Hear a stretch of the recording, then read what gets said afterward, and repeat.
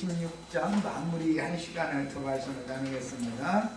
이번에는 모두 본인의 성경으로 에스겔서 14장을 펴니다. 에스겔서 14장 펴서 1절부터 11절까지를 같이 읽겠습니다. 에스겔서 14장 1절에서 11절. 레위기 26장 말씀을 에스겔 선지자가 이제 해석을 하는 내용이기 때문에 읽는 거예요. 율법 말씀이 있고 역사상이 이루어지고 그것을 선지자가 어떻게 해석하느냐.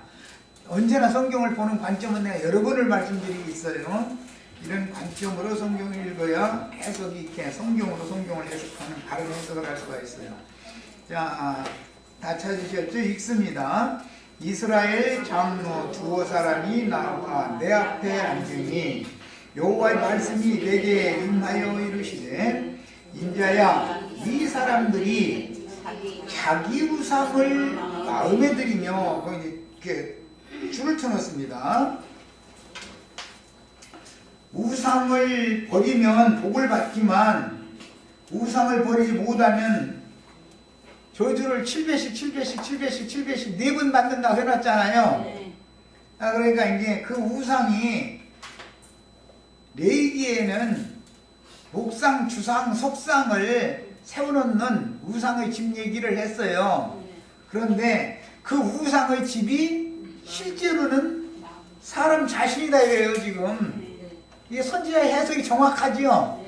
밖에다가 저 산 어디다가 이렇게 속상 만들고 뭐 주상 만들고 나무 깎아서 뭐 세워놓고 그 앞에 가서 절하고 하고 뭐 빌고 그런 것은 하나의 나타난 표상일 뿐이고 진짜 우상 숭배는 어디냐, 마음에다가 우상을 들여 세워놓고 나서는 자기 자신이 우상의 집이 되는 것이 이것이 문제다 이거예요. 이게 선지자들의 해석은 아주 땡처리고 정확하게 보는 거예요. 지금 성경이라는 건 늘. 자, 어디다 드린다고요? 사람들이? 자기의 우상을 자기 마음에 드린다 이거예요. 이게 밖에 있는 것이 중요한 게 아니라 자기 마음에 들어있는 우상이 더 중요하죠. 이것을 못 버리면 7배, 7배, 7배, 7배의 저주가 임한다. 지금 그 말이니까. 네. 죄악의 걸림돌을 자기 앞에 두었으니 자기 앞에 둔 것은 밖에 세운 것이겠지만 중요한 것은 안에 있으니까 그것이 밖으로 나타난 거다. 그 말이잖아요 지금. 네? 그들이 내게 묻기를 내가 조문인들 용납하랴. 하나님 앞에 가서 막 말씀 깨닫게 해달라고 막 이렇게 묻는데 속으로는 우상을 그 마음에 들이고 밖에다가는 또 우상을 세워놓고 그러고 있으면서 내 앞에 와서 말씀 깨닫게 해달라고 물어보면 내가 그것이 용납이 되겠냐. 하나님 말씀에 이랬다 이거예요. 뭔 말인지 이해하셨죠?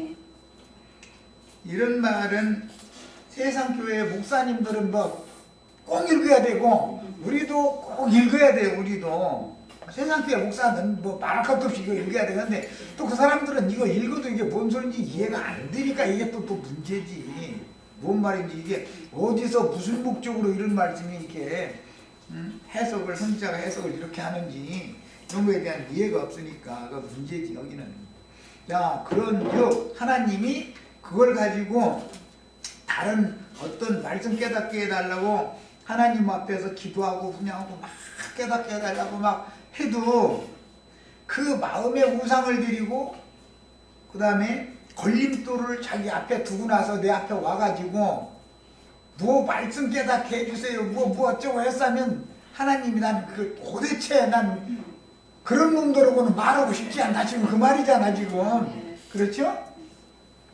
그런즉 너는 그들에게는 장로들을 말하는 거예요. 소위 말하는 평신도들이 아니에요. 예.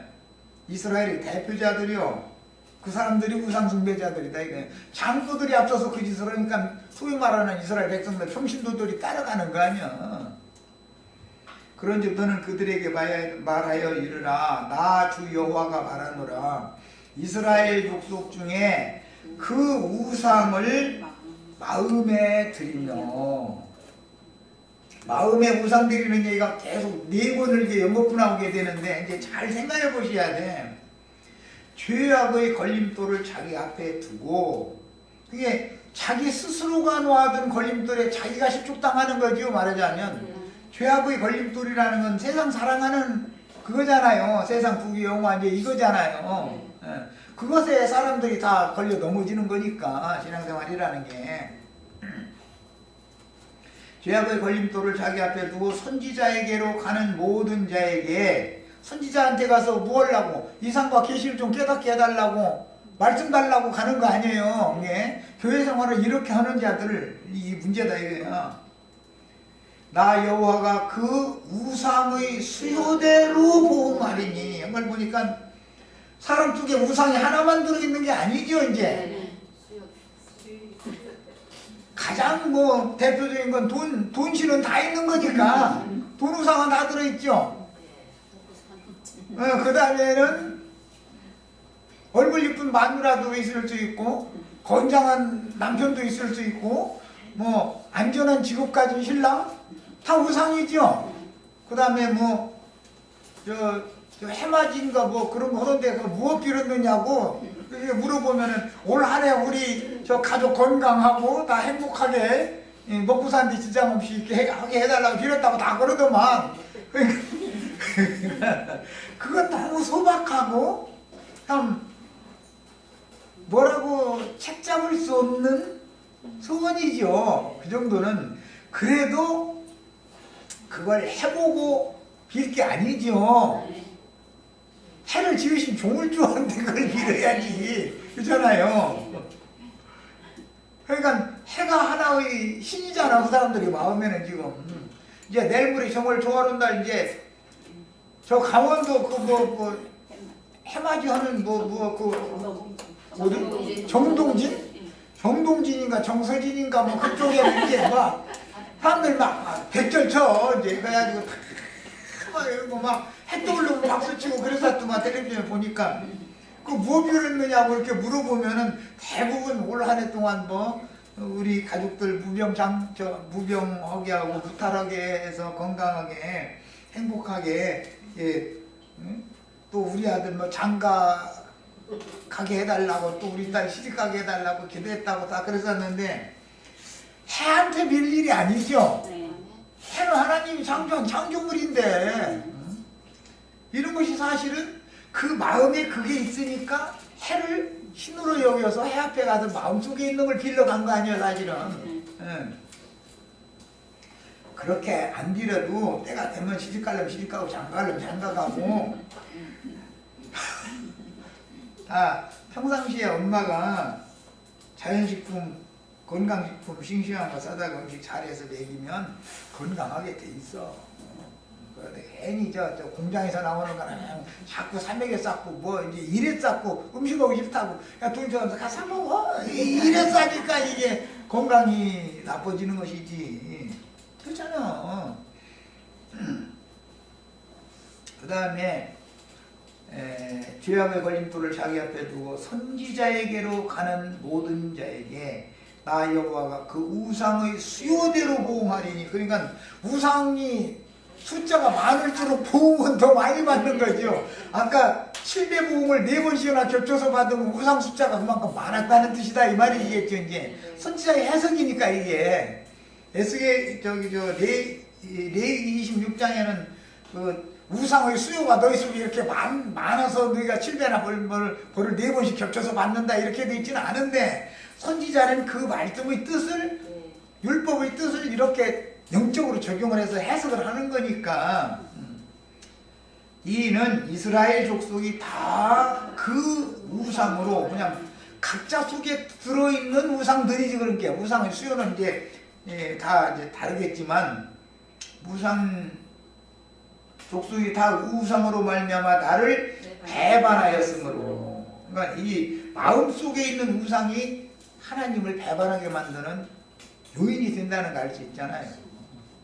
레위기 26장 뭐 길게 얘기할 것도 없어. 이제 이미 이거 읽으면 일단 다 한 거야. 말하자면 뭐 다 긴 얘기 하나마나 뭐 뭔 뜻인가 선지자 해석 딱 해놔버리면 다 알아듣는 거지 뭐.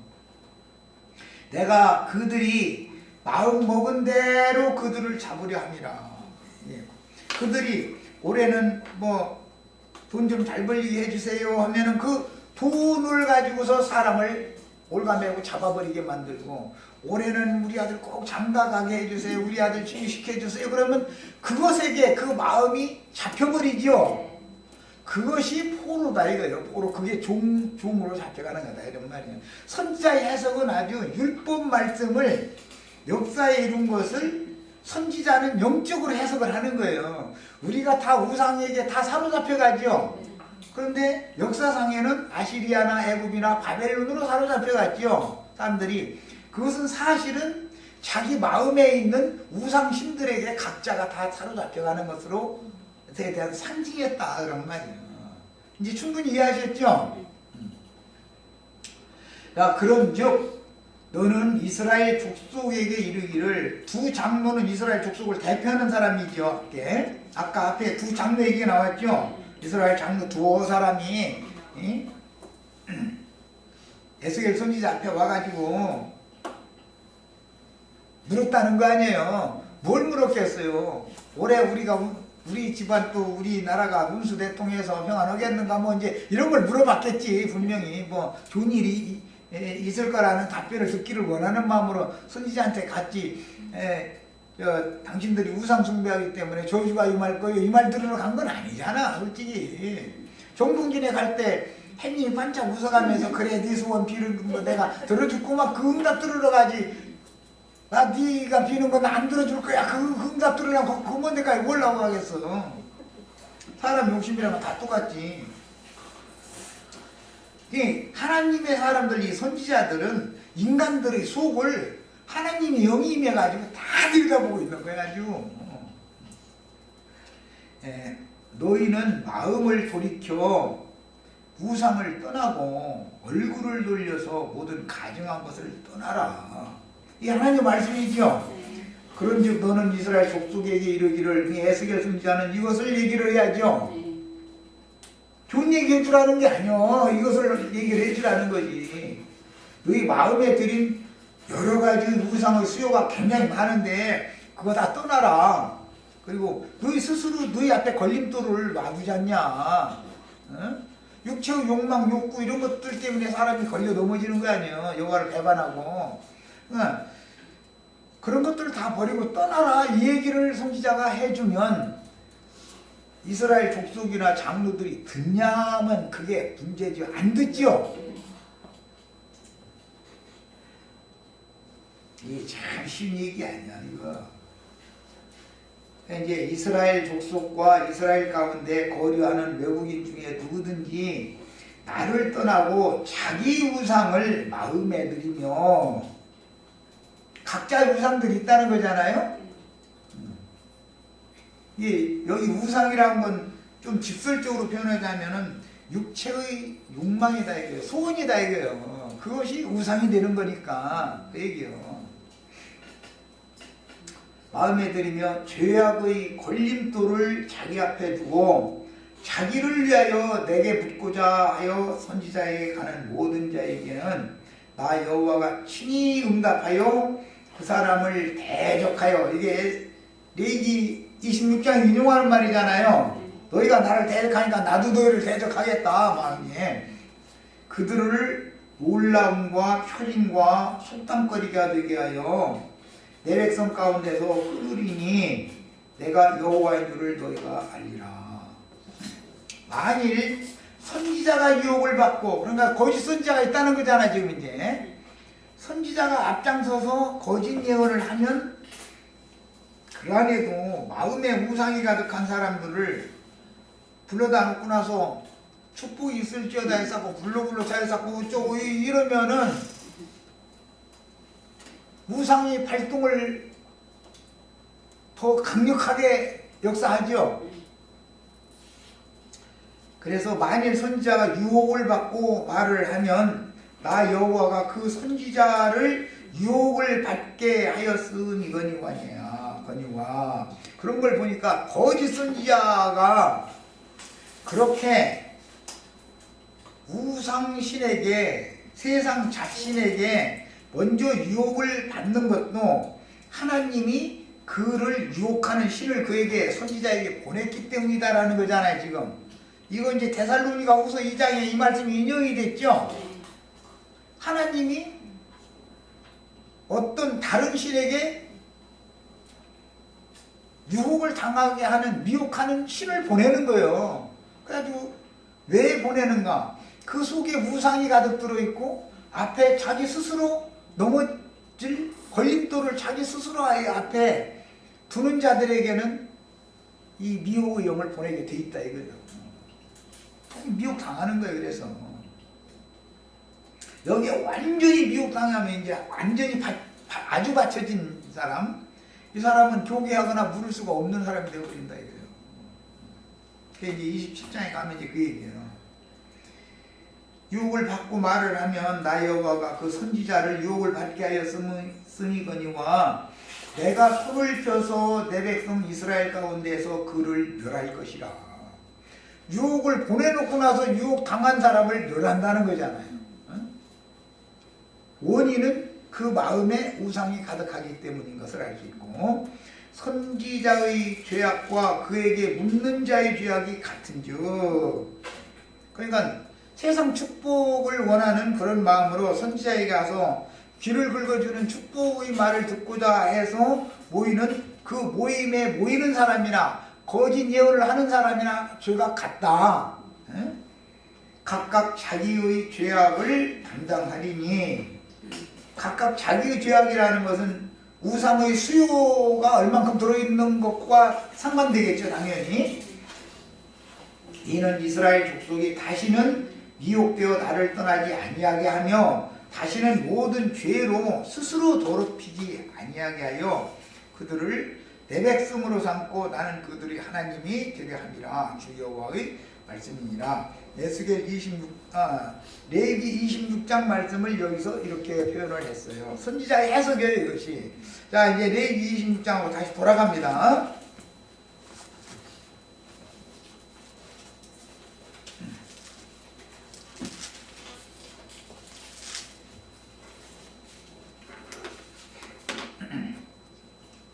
자, 자료 말씀으로 갑니다.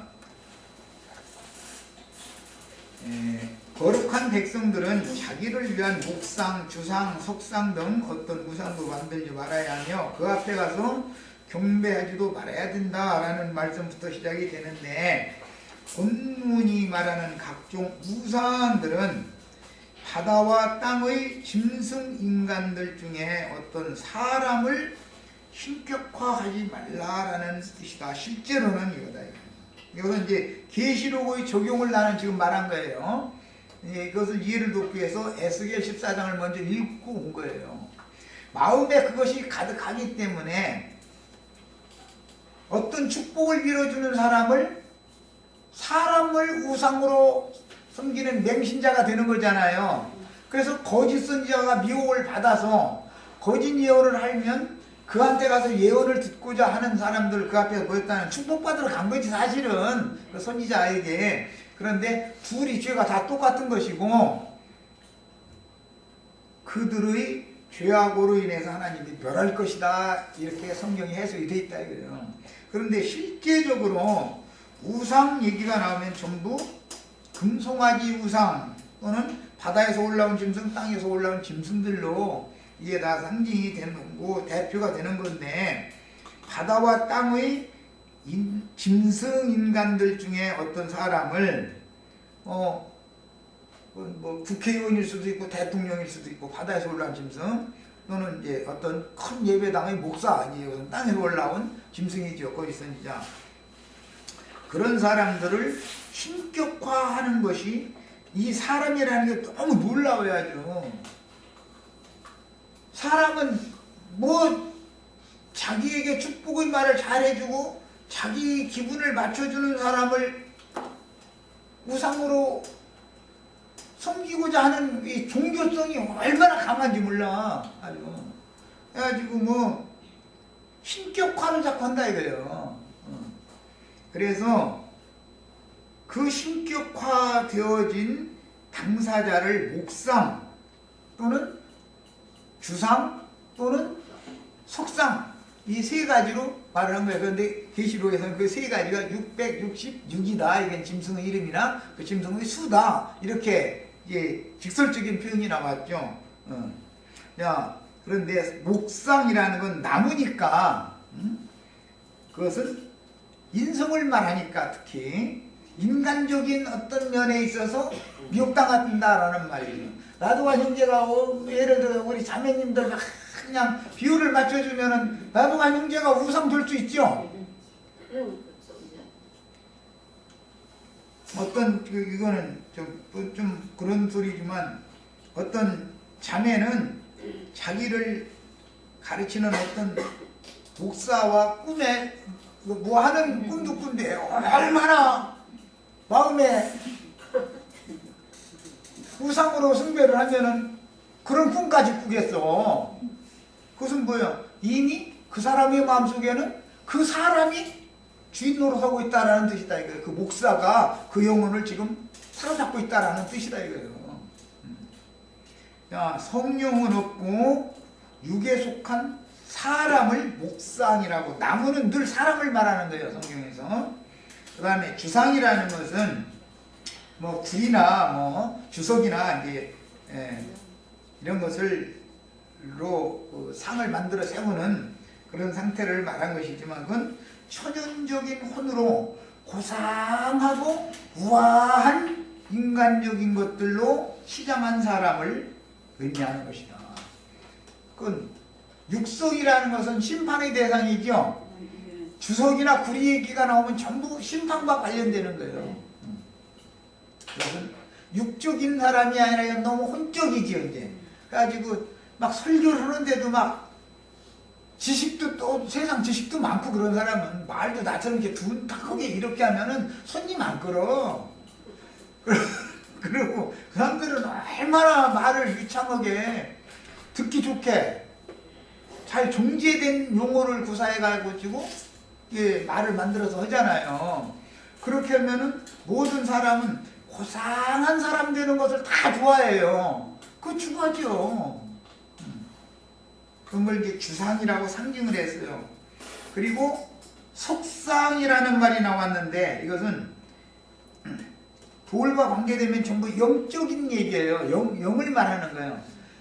목상하면 육적이다. 주상하면 혼적이다. 그 다음에 속상하면 영적이다. 이게 영적인 것을 가르치는 종교 지도자다.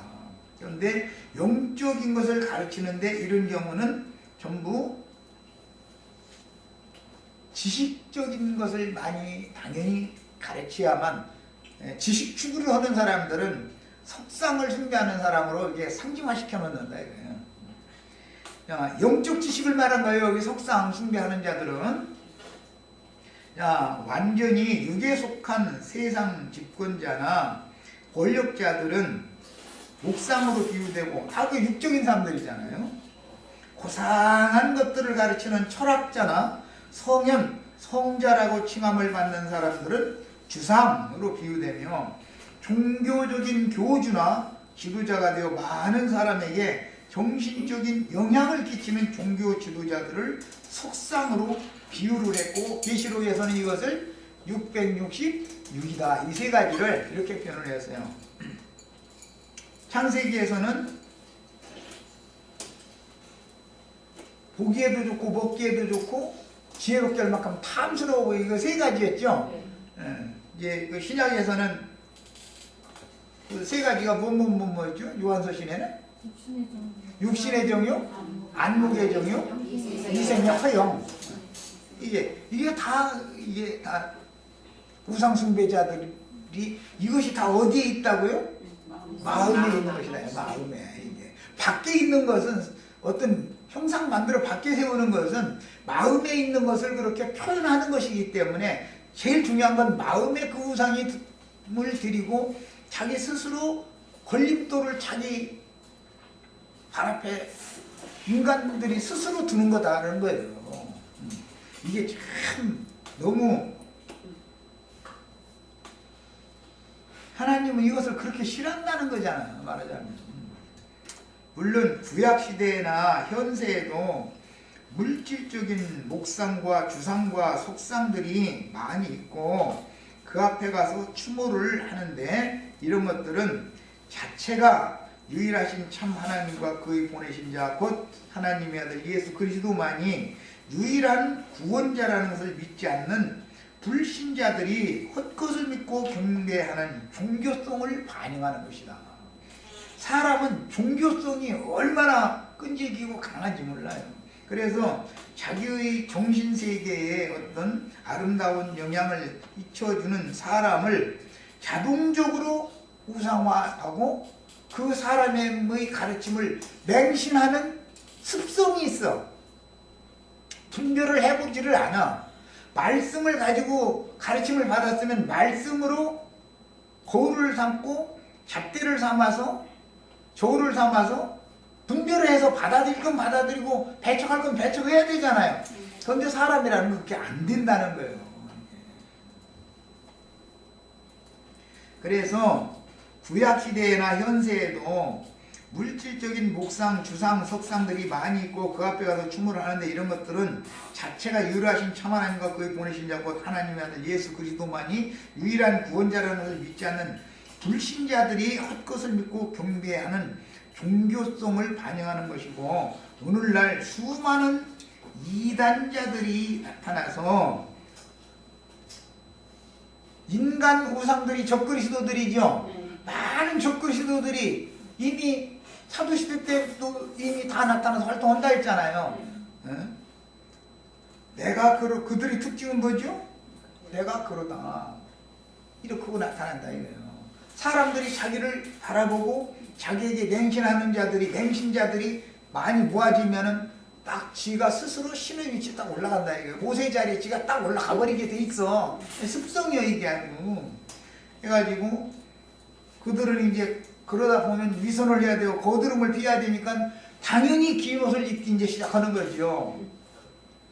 그런데 왜 우리 형제 자매님들은 나한테 목상 가운 하나 안 해주나 모르겠어. 뭐 나도 좀 검은 거 긴 거 하나 안 해주래 좀.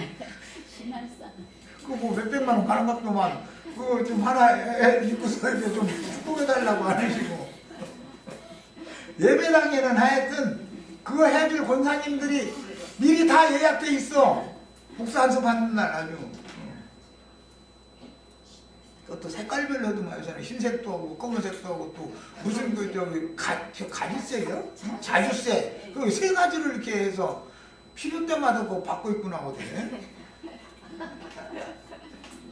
수많은 어리석은 인간들을 유혹하여 자기를 따르게 하고 있는데 그들은 대부분 이게 중요한 거예요. 말씀의 깊은 것들을 모든 진리 가운데로 인도를 받는 게 아니라 부분적으로 깨달아 있는 거예요. 부분적으로. 그래서 다른 사람들이 안 가르쳐주지 않던 어떤 부분에서 깊이가 있는 어떤 말씀을 드문드문 이렇게 해주면 홀딱 반해버린다. 사람들이. 사람이라는 특징이 그거예요. 야, 부분적으로 깨달은 것으로 말씀과 상관없는 사람은 우상 숭배하지도 않아. 인간을 우상으로 섬기지도 않아. 말씀 깨닫추고 한다는 사람이 미혹당한다 이거예요. 택한 자들도 미혹한다 그랬어. 말씀을 관심 없는 사람들은 미혹이고 말고 뭐 짐승인간 우상으로 섬긴다고 그러면 우리 구역장님, 우리 조장님은 목사님이 완전 신이도만 비판해 뒤에서 차라리. 그렇죠? 차라리 평신도는 자기 그 구역장님, 조장님 뭐 이런 분들을 비판한다니까 뒤에서 자기 권사님을. 예. 이 권사님보다 차라리 안그래도 물론 평신도가 나은 거지 판단력은. 어떤 어리석은 자들은 목사나 신부 혹은 어떤 인간들에게 심지어 하나님 아버지 또는 요새는 어머니 하나님까지 나왔어 이제 또. 그리고 호칭하거나 하나님으로 숭배하면서 그분이 곧 말씀이기 때문이라고 떠드는 경우가 있다. 말을 들어보면 너무 그럴싸해. 자기를 가르치는 목사나 여목사가 바로 말씀이래. 이게 얼마나 어리석은 소리냐 이 말이야. 인간은 아무리 말씀을 깊이 있게 깨닫고 잘 가르치는 은사가 있을지라도 말씀 자체가 아니다. 그렇죠? 말씀으로 창조한 세계에 잠시 잠깐 있다가 떠나야 되는 하나의 피조물이지 인간이 어떻게 말씀 자체는 아니지 않냐 이거예요. 말씀을 맡은 수많은 그리스도의 종들 중의 한 사람이거나 사탄의 종들 중의 하나인 것이지 어떤 사람이 말씀은 아니다 이거예요. 자, 그 다음에 어떤 자들은 어리석은 신자들을 이끌어서 자기를 따르게 하려고 그리스도라는 단어를 사용하여 인격이 되신 하나님의 아들 그리스도를 강조합니다. 이건 이제 저 대구에 가면 아주 이런 사람 하나 있어. 아주 유명해. 아주 인격이 되신 그리스도. 그래가지고 그 맹신자들은 그분이 누군가 했더니 그분이 바로 그분이더만. 이제 다 이렇게 말하면 좋네는데 뭔 소린가 그랬어. 뭐 그분이 바로 그분이라고 그러는데 나는 예수님 뭐 그러는 줄 알았어. 그랬더니 그게 아니고 아예 어떤 인간을 일러서 그분이 그분이라고 다 이러고 앉았다니까. 아니 그분이 그분이야? 그놈이 그 미친놈이지? 그래서 나는 이제 그때 그거 보고 나서 당신 어떻게 가르쳐놨길래 신자들이 다 이 모양이냐 지금. 당신 무상하냐. 당신 무상이 됐네. 그랬더니 자기는 그렇게 하라고 가르쳐준 적이 없대. 아니 그렇게 하라고 직설적으로 말했나. 그렇게 말하는 사람이 어디가 있어.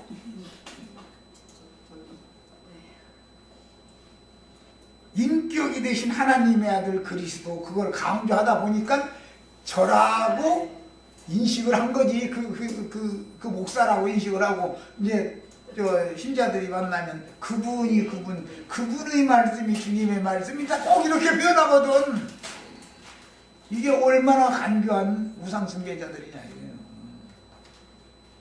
마치 자신이 그 그리스도인 양 사람들을 현혹하여 주님이라는 호칭을 이제 공개적으로 주님이라고 불러버려. 그리고 막 큰 줄을 쭉 서서 차례대로 한 줄 저러고 나가니까 또 다음 줄에 또 저러고 막 이래서 또 막 나는 지금 뭐 하는 짓이냐고 막 뭐라고 했더니 명절인데 어른 자기가 나이가 많으니까 다 절을 하는데 근데 당신은 그 동년배도 절을 해 여기 보니까 그 사람도 섞였네 막 내가 이제 오죽하면 이게 지금 뭐 하는 짓이냐고 그랬더니 눈 하나 끔찍 안 해. 그것이 잘못이라는 인식이 없는 거예요. 그 이제 너무 당연하게 돼버린 거죠. 그래서 사람을 존경하는 것과 우상으로 맹신자가 되는 것은 다른 거다. 당연히 연세가 많고 그러면 존경해 드려야 되는 건 이해가 되지만 그 문제와 지금 영적인 문제가 결부시켜서 있게 하는 건 다르지 않냐 말이에요.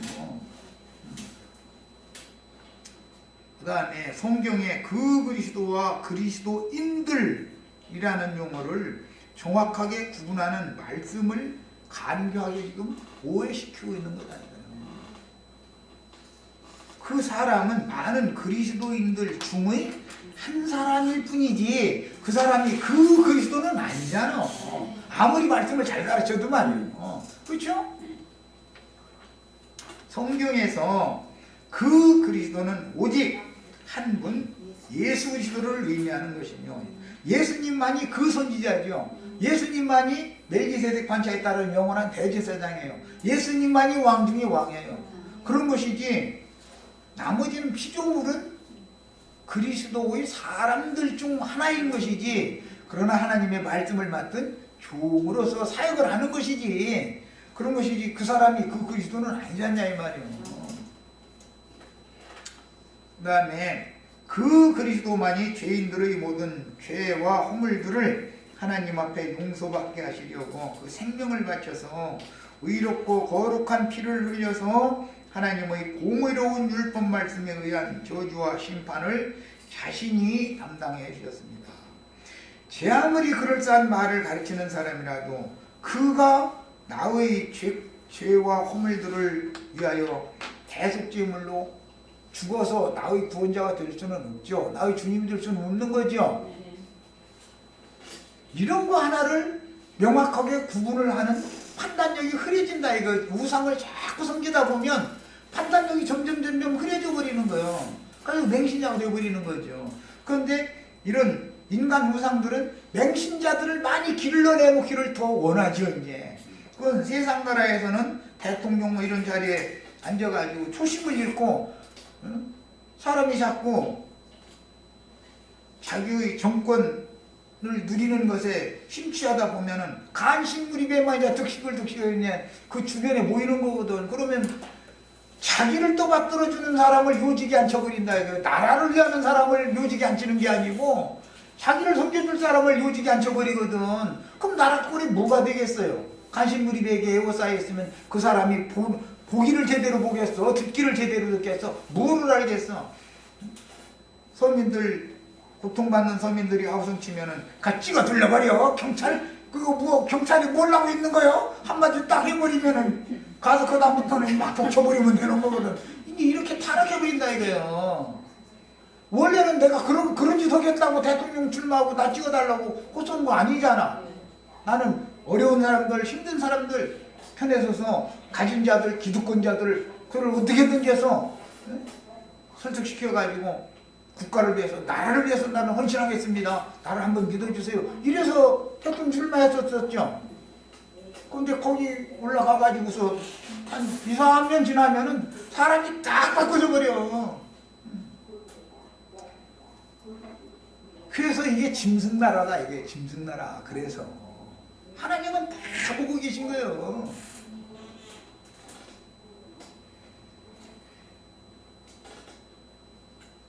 국가를 이끌어가는 사람은 나라를 위해서 충성할 사람을 요직에 앉혀놔야 나라가 발전하는 것이고, 나를 위해서 충성할 어떤 인물들을 요직에 다 앉혀놓은 나라는 그냥 금방 폭삭해버리는 거예요.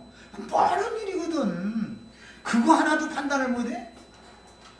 나는 성경 읽으니까 이런 게 다 세상으로 돌아가는 게 그냥 가만히 앉아있어도 다 보여. 어떻게 됐는 게. 짐승나라라는 건 다 그렇게 돌아가는 거거든.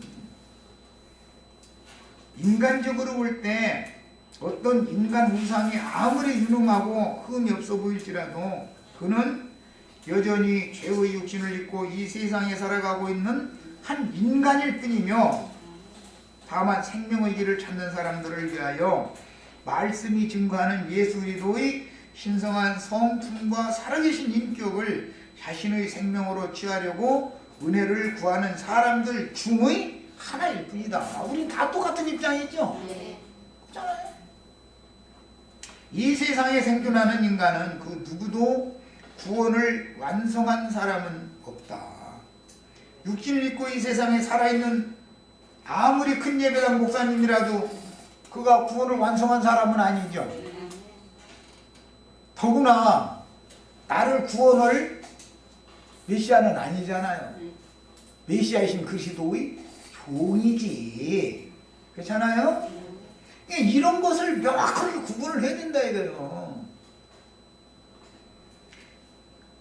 자기의 은사대로 자기가 이룬 구원의 정도대로 성도들에게 아름다운 성품과 인격을 갖추도록 나름대로 목회자는, 앞선 자는, 장로는 당연히 본을 보여야 되는 것이죠. 본을 보이며 자신도 구두자의 길을 걸어가는 한 인간일 뿐이니 각자 자신의 약점을 나름대로 달라서 그렇지 약점은 다 있죠. 어떤 사람은 4가지가 있을 수 있고 어떤 사람은 뭐 숫자는 적지만 어쨌든 약점이 없는 사람은 없어 하여튼. 그런데 그것을 극복하기 위해서 믿음의 주요 온전케 하시는 참 하나님께 부탁하며 은혜를 구하는 것이 참다운 신앙이다. 목회자는 목회자대로 이게 필요하고 성도들은 성도들대로 다 이게 필요하다 이런 말이에요.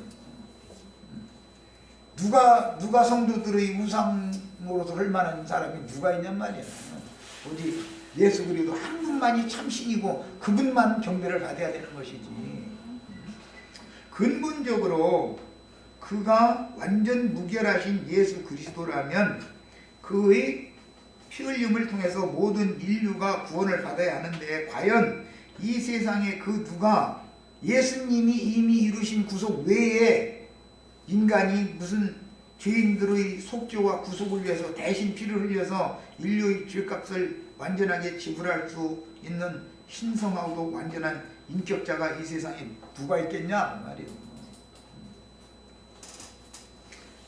그래서 이건 명확해요. 디모데에게 목회소신이라고 하는 디모데서에 보면은 너는 때를 얻든지 못 얻든지 복음을 전파하라. 네가 맡은 사명, 그 전도자로서의 사명을 통해서 너에게 가르침을 받는 자들과 네 자신이 네가 가르치는 말로 구원을 얻을 수 있을 것이다. 그랬어. 그런 걸 보면 자기가 가르치는 말로 자기 먼저 가르치는 사람 자신이 먼저 구원을 받아야죠. 남을 가르쳐 놓고 자기 구원과 상관없으면 남은 구원되면 자기가 구원 못 받았으면 하나님 앞에서는 소용없는 짓 한 거 아니냐 이 말이요. 그래서 네가 가르치는 그 말로 너와 너에게 가르침 받는 자들을 구원하실 것이다. 네. 그러니까 이 세상에서는 자기는 다 된 사람이다 라고 말할 수 있는 사람 아무도 없다는 것을 성경이 전제로 하고 있는데 왜 인간은 우상으로 숭배를 하고 따라야 되냐 이 말이에요. 그도 수많은 그리스도인들 중에 한 사람으로서 많은 사람들 중에 영적인 은사와 직분을 행하여 주께서 맡긴 양무리의 신앙을 돕는 인도자의 직무를 행하는 그리스도의 종들 중의 한 사람일 뿐이다. 아무리 말씀을 잘 가르치고 유능한 사람이라는 말이에요. 최근에는 내가 또 다른 보혜사라고 주장하여 수많은 사람들을 이끌어 마치 자신이 진리의 성령인 것처럼 행세하는 사람들도 나타나고 있는데 이건 이제 대표자가 이아무개라는 그 사람이에요. 고추게 생겼더만 저는 안 죽는다고 한다니 그냥 이것도 이제 몇 년 지나봐야 뭐 몇 년까지 갈 것 같지도 않고 내가 보기에는 뭐 금방 할 것 같은데 금방 갈 것 같은데 그 사람 가고 나면은 사람들 어떻게 하려고 나 모르겠어.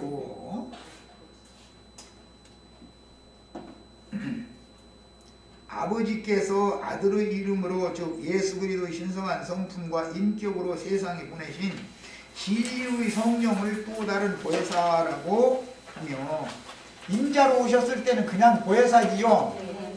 보혜사라는 말은 대변자라는 뜻이요. 그러니까 또 다른 보혜사는 아들의 이름으로 보내신 진리의 성령을 또 다른 보혜사. 또가 있기 전에는 예수님이 보혜사였고 예수님이 갔으니까 또 다른 보혜사를 너에게 보내준다 그런 얘기지 이 아무개라는 사람 보내준다는 말이 아니잖아요. 말 같은 소리를 해야지. 또 다른 보혜사는 모든 믿는 이들에게 시공을 초월하여 이미 재림하신 그 영을 말하는 것이다. 어떤 사람을 말하는 게 아니고 이 정도를 구분을 못한다니 이게 얼마나 그럼 그 사람들이 말씀과 상관없는 사람들이냐. 말씀 깨나 추구하는 사람들만 그런 사람들한테 미혹당한다 이거예요. 주님은 지금 한 인간이 아니라 저를 영접하는 모든 사람들이 새로운 피조물이 되고 하나님의 아들이 될 수 있도록 그 영이 되셨으며 주의 영이 계신 곳에는 자유함이 있게 마련이니 진리의 말씀을 깨달아 믿어지게 해주심으로 모든 묶임과 영혼의 고통과 아픔들에서 벗어나 영혼의 자유를 누리게 해주십니다. 어떤 사람이 이렇게 해줄 수는 없는 거 아니냐 이 말이에요. 그 신이 임해야 되는 일이지. 이미 구약성경에 여러 군데 예언이 다 돼 있어요. 이는 사람의 힘으로나 사람의 능으로 되는 게 아니라 다 나의 힘으로나 되는 일이다. 아 이게 한두 번 나온 말이 아니에요. 신약성경 그러고. 보혜사라는 단어는 우리가 선막으로 세워지려면 하나님의 힘으로나 이게 되는 일이죠. 하나님과 사람 사이의 중재자 혹은 죄인들을 변론해주는 변호자라는 뜻인데 본래는 예수께서 육신의 모양으로 세상에 임하셨을 때 하나님의 독생자로 오셨기 때문에 그 당시에는 다만 유일한 보혜사였고 그 다음에 구속을 이룬 다음에 살려주는 영이 되어서 재림을 하시면 또 다른 보혜사로 오신 것이다. 우리는 또 다른 보혜사로 오신 사실을 믿기 때문에 믿는 자 속에는 그런 적 이제는 내가 사는 것이 아니라 내 안에 그리스도께서 사는 것이다라는 말씀이 이제 정확하게 이게 실현이 되는 것이고, 그래야만 나도 예수님이 앞서서 하늘 영광에 가셨던 것처럼 나도 또 그분이 내 안에서 살고 계셔야 나를 하늘 영광에 데려갈 수가 있는 것이다, 이런 말이에요. 이게 복음이에요. 자, 시간이 돼서 여기까지 해서 마칩니다. 형제님.